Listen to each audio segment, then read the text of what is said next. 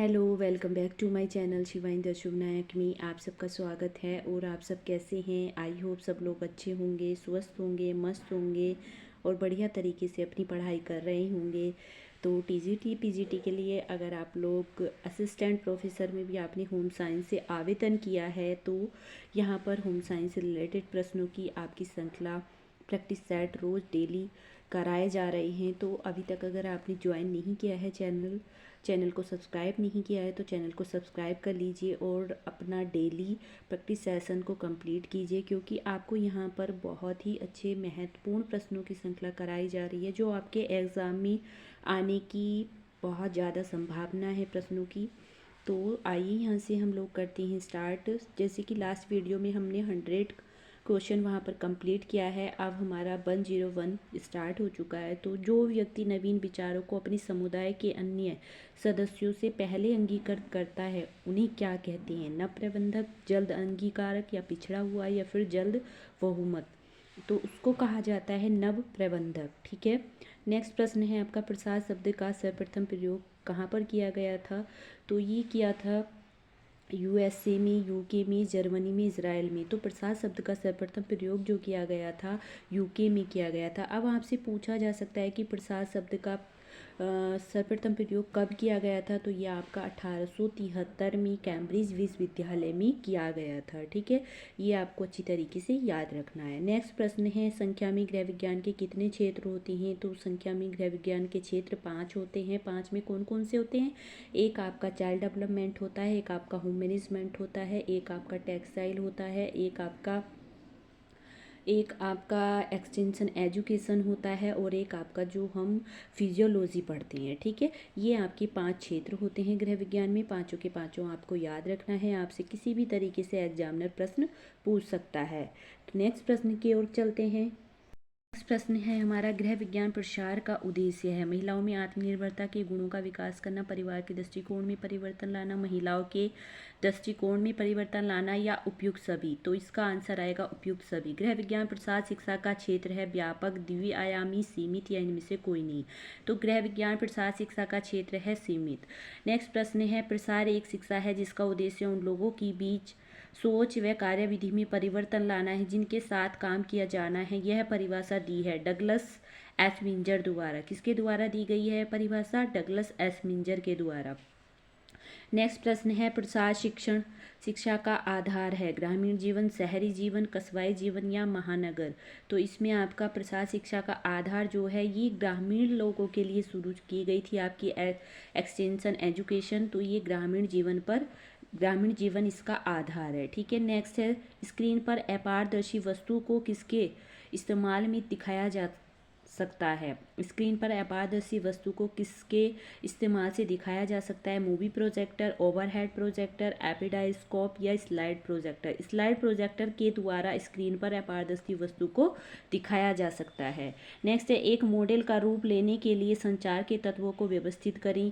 किस तरीके से एक मॉडल का रूप संचार के तत्वों को, मतलब आपको यहाँ पर क्रम वाइज, सीरियल वाइज यहाँ पर संचार के जो कम्युनिकेशन के एलिमेंट्स होते हैं यहाँ पर क्रम वाइज लगाना है। तो सबसे पहले आपका आएगा स्रोत यानी कि सोर्सेज, फिर नेक्स्ट आएगा आपका संवाद आएगा, फिर आपका आएगा चैनल और लास्ट में आएगा आपका प्राप्तकर्ता जो रिसीवर होता है। ठीक है, जो प्राप्त कर रहा है लास्ट में, सबसे लास्ट में प्राप्तकर्ता आएगा। तो आपको ये अच्छी तरीके से याद रखना है। और सबसे पहले जो आपका मॉडल में आता है कम्युनिकेशन के एलिमेंट्स में वो आपका सोर्सेज आता है। ठीक है।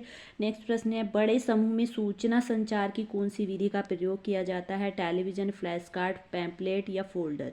ये जो आपका फ्लैश कार्ड है ये बड़े समूह में सूचना संचार की विधि में प्रयोग किया जाता है। ये आपसे पूछा भी गया है। अब आपसे पूछा जा सकता है कि फ्लैश कार्ड कितनी होते हैं जो संचार की विधि में काम आते हैं? तो ये 10 से 12 होते हैं।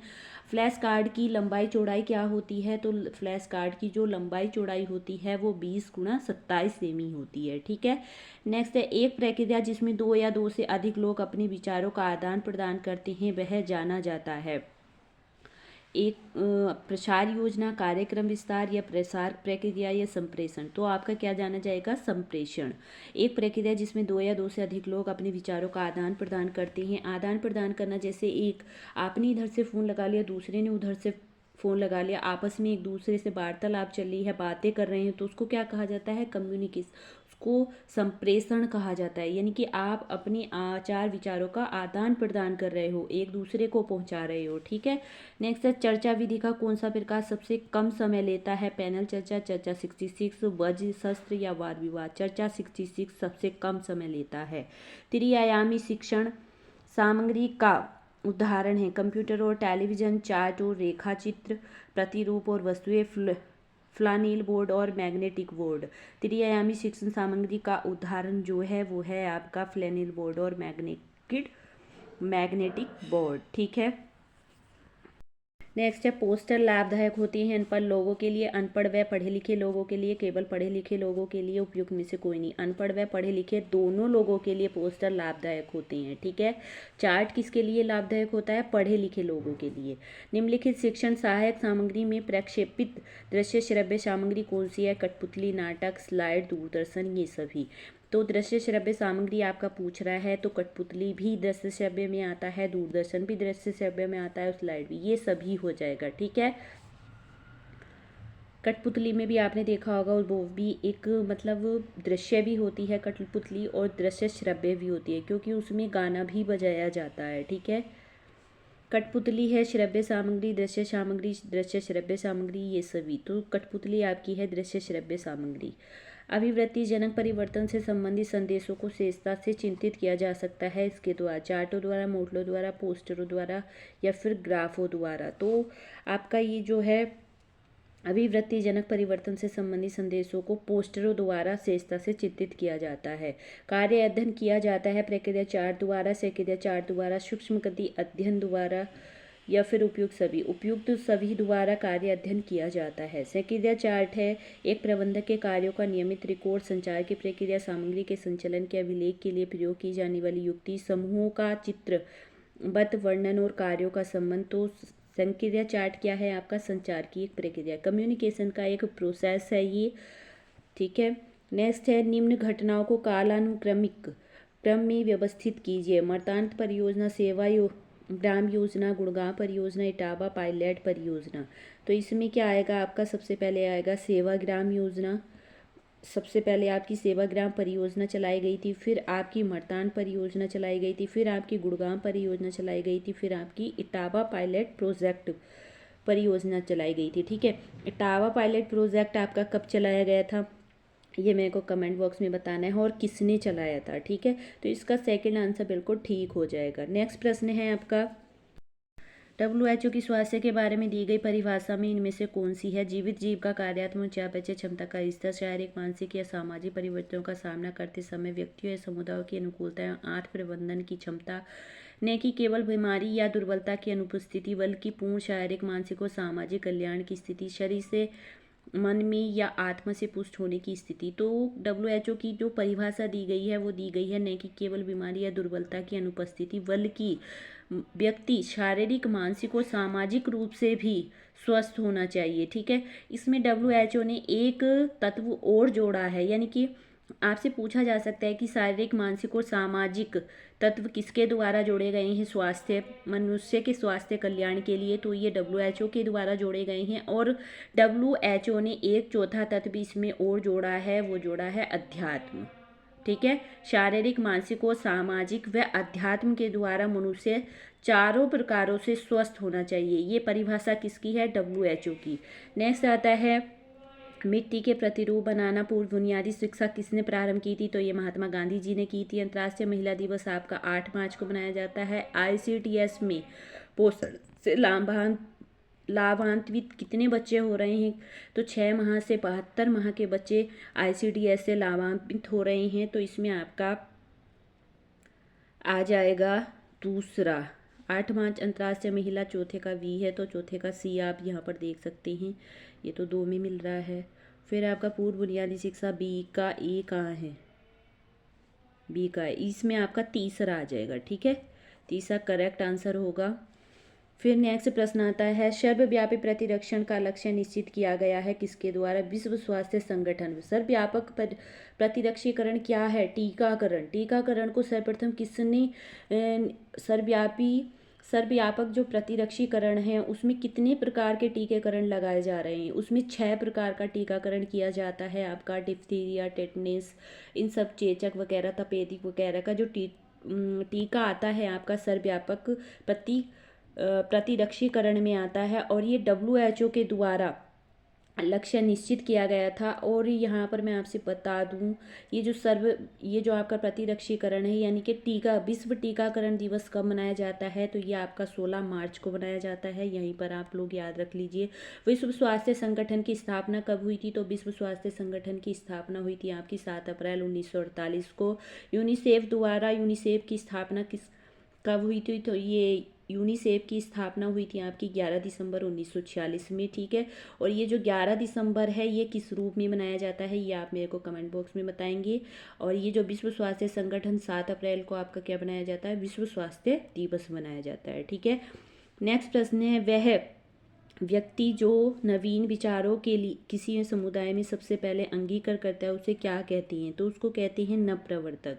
जो व्यक्ति अपने विचार सबसे पहले अपने समुदाय के जितने भी लोग होते हैं उनमें सबसे पहले अपने विचारों को यहाँ पर प्रेजेंट कर देता है तो उसको क्या कहा जाता है, नवप्रवर्तक कहा जाता है। ICDS प्रारंभ किया गया था 1979 में, 76 में, 75 में या 80 में। ये जो आपका ICDS है ये क्या है, ये इंटेलिजेंस है या फिर इंटीग्रेटेड चाइल्ड डेवलपमेंट स्कीम है आपकी, जिसको हम हिंदी में समेकित बाल विकास योजना कहते हैं। ये किसके लिए शुरू की गई थी, तो ये शुरू की गई थी आपके 72 माह के बच्चों के लिए, ठीक है। 0 से 72 माह के बच्चों के लिए शुरू की गई थी ये परियोजना। इसमें क्या होता है, इसमें जो आपने देखा होगा आंगनवाड़ी केंद्र होते हैं, आंगनवाड़ी केंद्रों के द्वारा आपको इसमें एक ये जो पौष्टिक आहार होती हैं जैसे कि आटा वगैरह होता है, आपने देखा होगा, और सत्तू बोलते हैं जिसको, और आपको दालें वगैरह प्रदान की जा रही हैं, वो सब ICDS के माध्यम से प्रदान की जा रही हैं। और ICDS कब प्रारंभ किया गया था, तो ICDS आपका 2 अक्टूबर 1972 को प्रारंभ किया गया था, ठीक है। इसको हिंदी में क्या कहते हैं, समेकित बाल विकास योजना कहते हैं। और यह इसकी जो फुल फॉर्म है उसको कहते हैं इंटीग्रेटेड चाइल्ड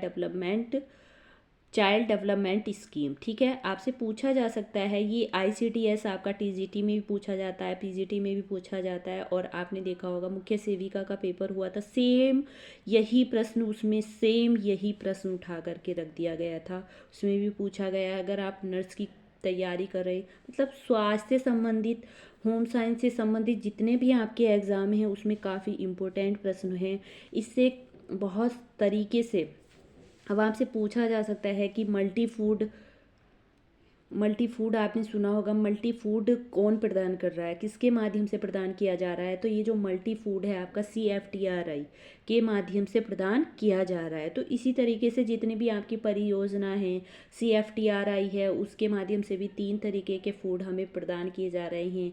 और ये ICDS है आपका, और ये ICDS हुआ, WHO हुआ, यूनिसेफ हुआ, FPO हुआ, MPO हुआ, MMPO हुआ। इस तरीके की जितने भी आपके खाद्य उत्पाद से रिलेटेड जितने भी आपके प्रश्न हैं, इन चीज परियोजनाएं और आपके जितने भी प्रतीक हैं, संकेतक हैं, उन सबको अच्छी तरीके से याद कर लेना है। ये काफ़ी महत्वपूर्ण होने वाले आपके परियोजनाएं हैं। तो आई होप आपको मेरा वीडियो पसंद आया होगा। वीडियो पसंद आया हो तो वीडियो को लाइक कर देना है, चैनल पर नए हैं तो चैनल को सब्सक्राइब कर देना है। Thank you.